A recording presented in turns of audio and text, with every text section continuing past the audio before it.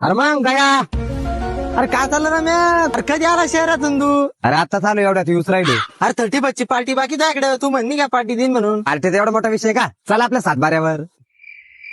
7 बाऱ्यावर ये तू मध्ये ये. बरं आलोच. अरे शहरात गेला तुला येडं समजलं का आम्हाला?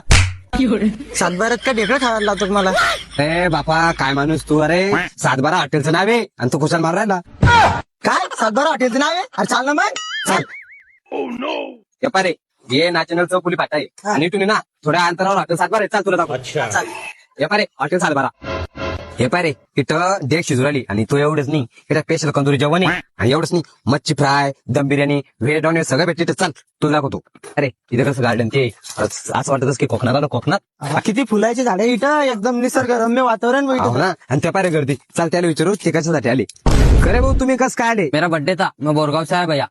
एक नंबर खाना मिलता है यहाँ पे. पाय रे इथं दुरून दुरून लोक स्पेशल कंदुरी जेवणासाठी येत्या आणि एवढंच नाही, इकडे पाट्यावर सुद्धा आहे. चाल तुला मधला बॅकग्राऊंड दाखवतो. हे पारे कसं डेव्हलप करेल, किती भारी बनवेल.